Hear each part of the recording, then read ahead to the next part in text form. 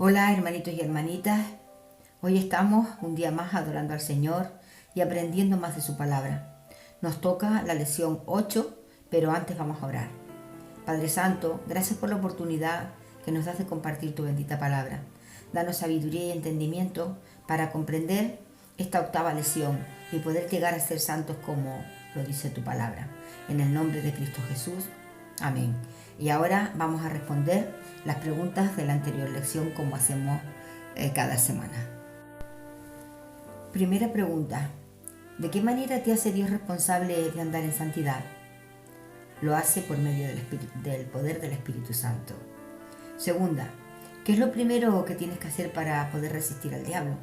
Someteos pues a Dios, resistid al diablo y huirá de vosotros. Santiago 4:7. Tercera pregunta. ¿Qué sucede cuando interpretas mal tu dependencia del Espíritu Santo? Que las obras que son del hombre las confundes con las del Espíritu Santo. Cuarta pregunta. ¿Cuál es la provisión que Dios ha dado para poder alcanzar la santidad? Explica cómo te bendice esta provisión. Es Cristo la provisión. Cristo te bendice con todo, desde que te levantas hasta que te acuestas. Quinta. ¿Quién produce en ti el querer como el hacer? Explica por qué. Porque Dios es el que hace en nosotros así el querer como el hacer por su buena voluntad. Filipenses 2:13. Sexta pregunta. ¿Qué fin debe proporcionar tu confianza en el Espíritu Santo? Porque escrito está, sed santos porque yo soy santo. Primera de Pedro 1:16. Séptima. ¿Cuál es la verdadera razón por la cual eres vencido o vencida por el pecado? Explícalo. Cuando alguno es tentado, no diga que es tentado de parte de Dios, porque Dios no puede ser tentado por el mal, ni Él tienta a nadie, sino que cada uno es tentado cuando de su propia concupiscencia es atraído y seducido. Santiago 13:14. Octava pregunta. Escribe la definición de obediencia y desobediencia, según el diccionario. Acción de acatar la voluntad de la persona que manda de lo que establece una norma o de lo que ordena la ley. Acto de no acatar una norma que se tiene obligación de cumplir. Novena. Da una explicación breve de las funciones del Espíritu Santo. Respondiendo Jesús, de cierto te digo, que el que no naciere de agua y del Espíritu no puede entrar en el reino de Dios. Juan 3:5. Él me glorificará porque tomará de lo mío y os lo hará saber. Juan 16:14. Pero cuando venga el Espíritu de verdad, Él os guiará a toda verdad, porque no hablará por su propia cuenta, sino que hablará todo lo que oyere y os hará saber las cosas que habrán de venir. Juan 16:13. Pero recibiréis poder cuando haya venido sobre vosotros el Espíritu Santo, y me seréis testigos en Jerusalén, en toda Judea, en Samaria y hasta en lo último de la tierra. Hechos 1:8. Décima pregunta. ¿Cómo aplicarás a tu vida lo que has aprendido de esta lectura? Sabemos que el Señor quiere la obediencia más que el sacrificio. Él dice, obediencia quiero y no sacrificio. Vamos a tratar de ser obedientes a lo que dice Dios en su palabra. Y con eso estaremos ya, por lo menos, intentándolo para llegar a ser santos, como dice el Señor, sed santos como yo soy santo. Y ahora sí, empezamos con la lección 8. Hacer morir el pecado. Hacer morir, pues, lo terrenal en vosotros, fornicación, impureza, pasiones desordenadas, malos deseos y avaricia, que es la idolatría. Colosenses 3:5. El Nuevo Testamento no deja dudas de que la santidad es responsabilidad nuestra. Si hemos de buscar la santidad, tenemos que tomar decisiones concretas. En cierta ocasión, analicé con una persona la cuestión de un pecado particular y dicha persona me dijo, vengo orando para que Dios me motive para abandonarlo. ¿Motivarlo para abandonar un pecado? Lo que esa persona estaba diciendo en realidad era que Dios no había hecho lo suficiente. ¿Resulta tan fácil pedirle a Dios que haga algo más? Porque al hacerlo postergamos la necesidad de enfrentar nuestra responsabilidad. La acción que debemos cumplir es la de hacer morir las obras malas de la carne. Romanos 8:13. Pablo se vale de la misma expresión en otro libro. Haced morir, pues, lo terrenal en vosotros. Colosenses 3:5. ¿Qué significa la expresión hacer morir? Algunas versiones tienen mortificar. Según el diccionario, mortificar significa destruir la fuerza, la vitalidad o el funcionamiento de dominar o amortiguar.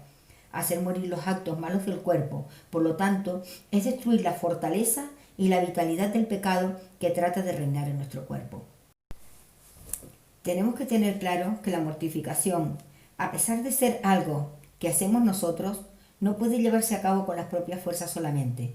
Bien lo dijo el puritano John Owen, la mortificación, a partir de las propias fuerzas, llevada a cabo mediante métodos de invención propia, para lograr la autojustificación, es el alma y la sustancia de toda religión falsa. La mortificación debe efectuarse con las fuerzas y bajo la dirección del Espíritu Santo. Owen dice además, solo el Espíritu es suficiente para esta obra. Todos los métodos y medios sin el Espíritu resultan inútiles. El Espíritu es el gran eficiente. Es Él quien les da vida y fortaleza a nuestros esfuerzos, pero aun cuando la mortificación tiene que hacerse por medio de la fortaleza y bajo la dirección del Espíritu Santo, no deja de ser, sin embargo, una obra que debemos realizar nosotros mismos. Sin la fortaleza que proporciona el Espíritu Santo no habrá mortificación, pero si nosotros no intervenimos valiéndonos de su fuerza, tampoco habrá mortificación. La pregunta crucial es esta: ¿cómo podemos destruir la fuerza y la vitalidad del pecado? Si hemos de ocuparnos de esta difícil tarea, antes tenemos que tener convicción. Tenemos que estar convencidos de que el hecho de que Dios quiera que todos los creyentes vivamos una vida santa es algo importante. Tenemos que creer que por la búsqueda de la santidad vale la pena hacer el esfuerzo que requiere mortificar las obras de la carne. Debemos estar convencidos de que sin la santidad nadie verá al Señor. Hebreos 12:14. No solamente tenemos que estar convencidos en cuanto a la necesidad de vivir una vida santa en general, sino que tenemos que convencernos de la misma necesidad con respecto a aspectos particulares en lo que debemos aprender a obedecer. Dichas convicciones nos vienen en la medida en que entramos en contacto con la palabra de Dios. Nuestra mente se ha acostumbrado en medida excesiva a los valores del mundo, incluso después de hacernos creyentes. El mundo que nos rodea procura constantemente hacer que nos amoldemos a sus sistemas de valores. Se nos bombardea desde todas partes con tentaciones para hacernos ceder a la naturaleza pecaminosa. Es por eso que Pablo dijo, no os conforméis a este siglo, sino transformaos por medio de la renovación de vuestro entendimiento. Romanos 12:2. Solo podemos remoldear la mente y renovar los valores propios mediante la palabra de Dios. Al dar instrucciones con relación a los futuros reyes de Israel, Dios dijo que tendrá consigo un ejemplar de la ley divina y leerá en él todos los días de su vida para que aprenda a temer a Jehová, su Dios, para guardar todas las palabras de esta ley y estos estatutos. Deuteronomio 17:19. El rey debía leer la ley de Dios todos los días de su vida a fin de que aprendiese a temer al Señor. De este modo podía aprender la necesidad de practicar la santidad y cómo conocer la voluntad de Dios en diversas situaciones específicas. Jesús dijo, el que tiene mis mandamientos y los guarda, ese es el que me ama. Juan 14:21. La obediencia es la senda que lleva a la santidad, pero es solo en la medida en que tenemos sus mandamientos que podemos obedecerlos. La palabra de Dios tiene que afincarse tan firmemente en nuestra mente que se convierta en la influencia dominante de nuestros pensamientos, actitudes y acciones. Una de las formas más efectivas de influir la mente es mediante el aprendizaje de memoria de las Escrituras. David dijo, en mi corazón he guardado tus dichos para no pecar contra ti. Salmo 119:11. Una de las formas más efectivas de influir la mente es mediante el aprendizaje de memoria de las Escrituras. David dijo, en mi corazón he guardado tus dichos para no pecar contra ti. Salmo 119:11. Para aprender de memoria en forma efectiva las Escrituras es preciso tener un plan. El plan debe incluir una selección de versículos bien elegidos, un sistema práctico para aprender dichos versículos, un medio sistemático para repasarlos, a fin de mantenerlos frescos en la memoria, y reglas sencillas para proseguir la práctica de aprender de memoria partes de las escrituras por cuenta propia. Naturalmente que la meta del aprendizaje de memoria es la aplicación de las escrituras a nuestra vida diaria, mediante la aplicación de las escrituras a las situaciones vitales y concretas. Creemos en nosotros el tipo de convicción que nos ayuda a triunfar ante las tentaciones que tan fácilmente nos hacen caer. ¿Cómo aprendemos a tener convicción? Haciendo que la palabra de Dios se haga oír con relación a situaciones concretas que surjan en nuestra vida y resolviendo cuál es la voluntad de Dios en esas circunstancias basadas en la palabra. En la Biblia se menciona claramente muchas circunstancias y asuntos relativos a la vida práctica, y haríamos bien en aprendernos de memoria los versículos que se refieren a dichas situaciones y asuntos. Por ejemplo, la voluntad de Dios respecto a la honestidad se especifica claramente, por lo cual, desechando la mentira, hablad verdad, cada uno con su prójimo. El que hurtaba, no hurte más. Efesios 4, del 25 al 28. La voluntad de Dios con referencia a abstenerse de la inmoralidad sexual también se aclara perfectamente. La voluntad de Dios es vuestra santificación, que os apartéis de fornicación. Primera de Tesalonicenses 4:3. Estas son cuestiones ya resueltas, en las que no deberíamos tener dificultad alguna en llegar a una convicción en cuanto a la voluntad de Dios si queremos obedecer su palabra. Mas, ¿qué hacer con cuestiones que no se mencionan específicamente en las Escrituras? ¿Cómo resolvemos cuál es la voluntad de Dios y adquirimos convencimiento en estos casos? Años atrás, un amigo me dio lo que él llamaba su fórmula sobre cómo distinguir entre el bien y el mal.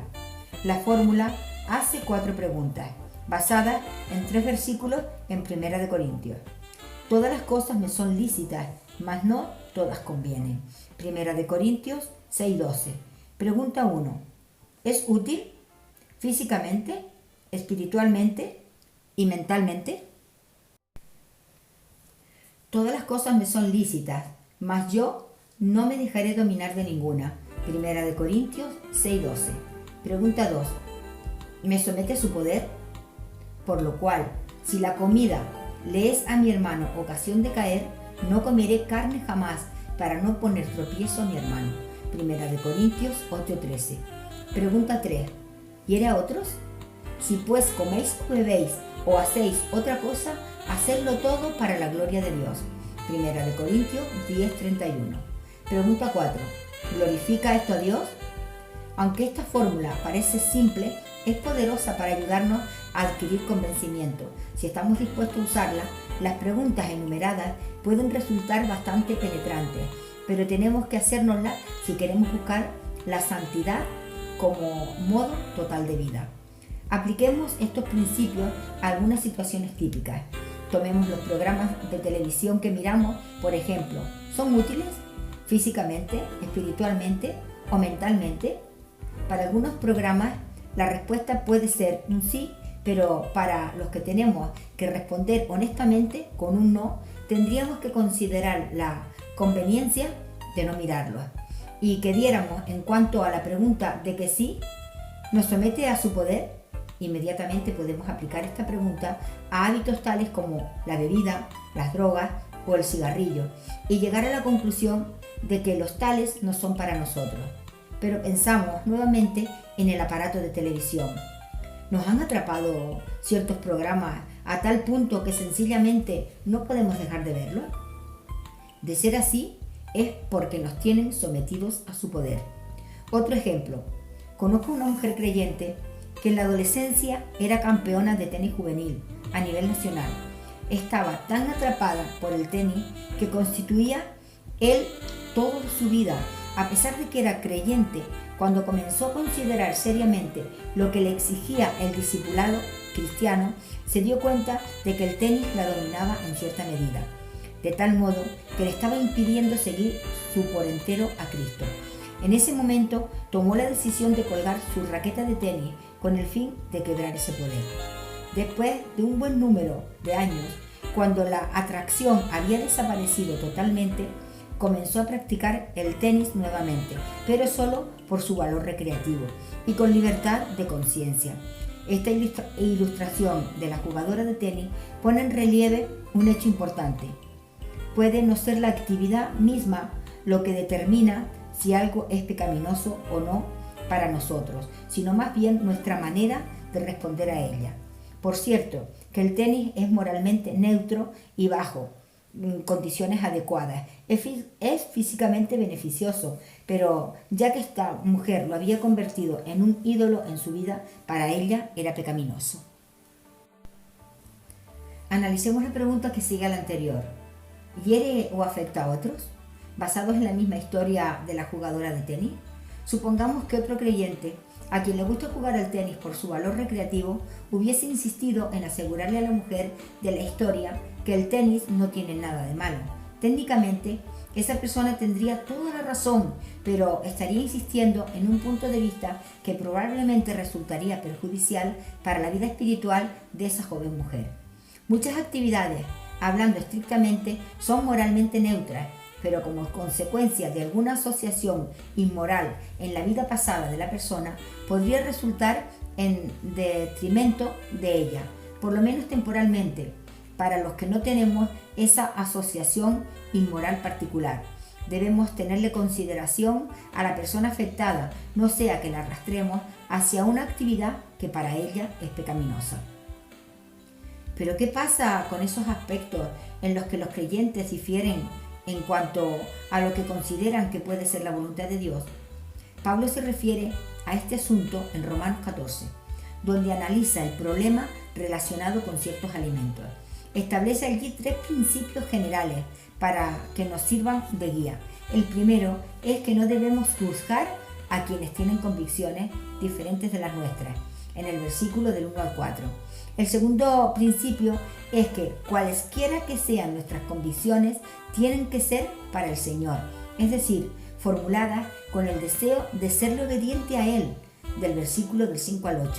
El tercer principio es que cualesquiera que sean las convicciones a que arribemos para el Señor, tenemos que mantenernos fieles a ellas. Eso está en el versículo 23. Si obramos en contra de nuestras convicciones, pecamos, aun cuando otros pudieran sentirse perfectamente libres en ese punto particular. Durante varios años estuve luchando con la cuestión de cómo debíamos mi familia y yo observar el domingo como el día del Señor. Al comienzo de mi vida cristiana, se me había enseñado que el domingo era un día sagrado y que las actividades a desplegar en el curso del mismo debían desarrollarse de conformidad con ese hecho. No tardé en darme cuenta, sin embargo, que existen discrepancias genuinas entre creyentes sinceros en cuanto a cómo se debe observar el domingo. Aplicando los principios de Romanos 14 a este asunto, por lo tanto, en primer lugar, no debo juzgar a los que observan el día domingo en forma diferente a lo que lo hago yo.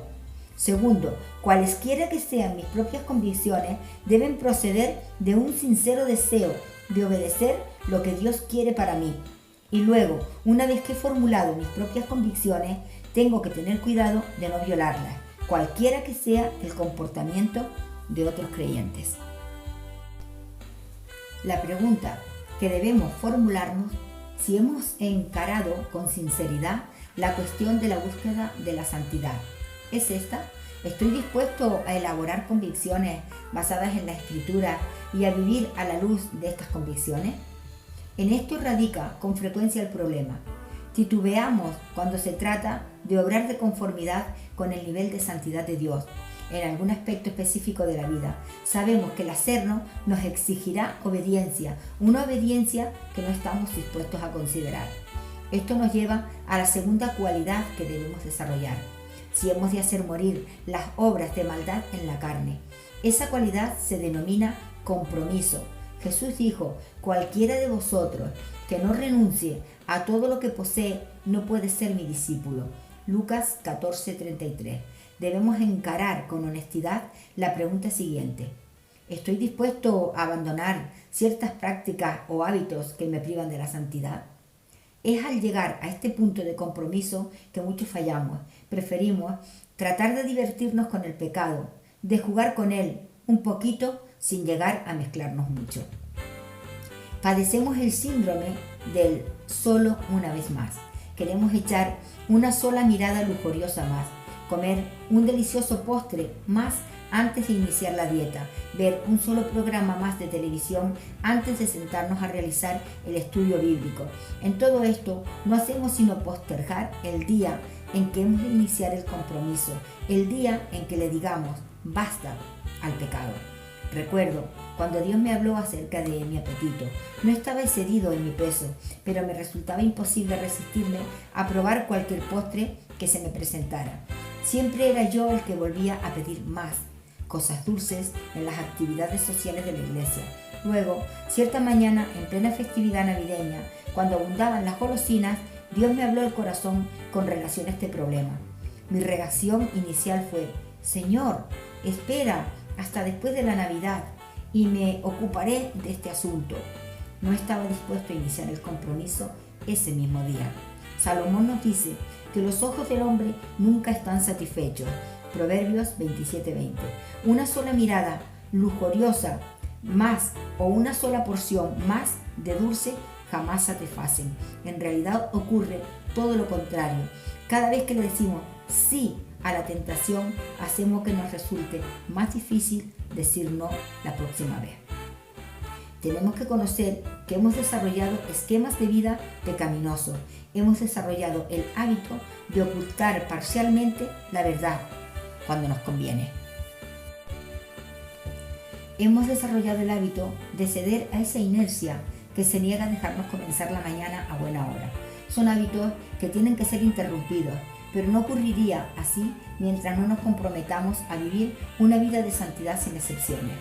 El apóstol Juan dijo: hijitos míos, estas cosas os escribo para que no pequéis. Primera de Juan 2:1. El propósito de la carta de Juan nos dice es el de que no pequemos. Un día, cuando estaba estudiando este capítulo, me di cuenta de que el objetivo de mi vida personal con relación a la santidad era inferior al de Juan. Juan estaba diciendo, en efecto, que debemos hacernos el propósito de no pecar. Al meditar en esto, me di cuenta de que en lo profundo de mi ser, mi intención era, en realidad, no pecar. Mucho me resulta difícil decir: sí, Señor, de aquí en adelante me haré el propósito de no pecar. Comprendí que Dios me estaba llamando ese día a un nivel más profundo de compromiso con la santidad que el que había estado dispuesto a hacer hasta entonces. ¿Podemos imaginar a un soldado que se encamina hacia el campo de batalla con el propósito de evitar que sea herido mucho? La sola idea resulta ridícula.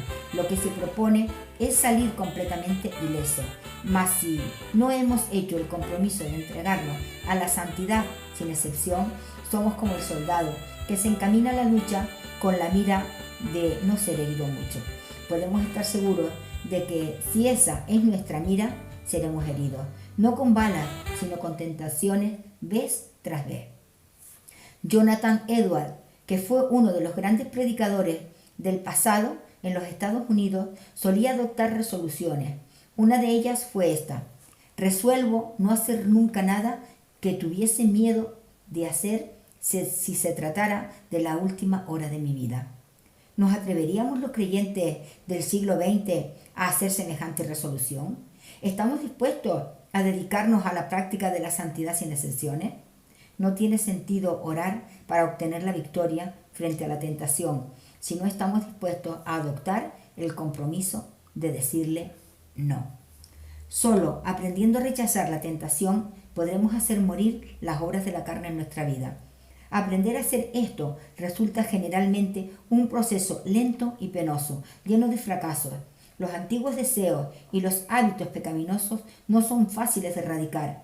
Para quebrantarlos hace falta paciencia y perseverancia, enfrentando con frecuencia poco éxito. Pero esta es la senda que hemos de transitar, por penoso que pudiera resultar. Y ahora ya empezamos a dar comienzo a las preguntas de esta lección. Primera, ¿qué pasa cuando tratas de hacer morir el pecado con tus propias fuerzas? Segunda, ¿quién es el que nos da la fortaleza y dirección para hacer morir el pecado en ti? Explica cómo lo hace. Tercera, Define la palabra convicción. ¿Cuáles son tus convicciones respecto a la palabra de Dios? Cuarta, ¿cuál es la única forma por la cual tú puedes remoldear tu mente y renovar tus valores propios? Anota un versículo. Quinta, si la palabra de Dios llega a fincarse en tu mente firmemente, ¿qué sucederá? ¿Cuál es la forma más efectiva de influir tu mente según la lección? Sexta, ¿cuál es la meta de la memorización de las escrituras? ¿Cómo piensas llevarlo a cabo en tu vida? Séptima, ¿cuál es la fórmula de las 4 preguntas? Describe cada una de ellas. Octava, a veces los creyentes difieren en cuanto a lo que consideran que puede ser la voluntad de Dios. ¿Cuáles son los 3 principios generales que nos pueden servir de guía para solucionar esto? Novena, la primera cualidad que debemos desarrollar si queremos hacer morir el pecado es la convicción. ¿Cuál es la segunda cualidad que debemos desarrollar? Explica por qué. Décima, define el síndrome de una vez más. 11. ¿Cuál es el propósito que sale a relucir en Primera de Juan? Explica. 12. ¿Cómo aplicarás a tu vida lo que has aprendido en esta lección? Bueno, hermanitos, gracias por este tiempo y Dios los bendiga y hasta el próximo estudio.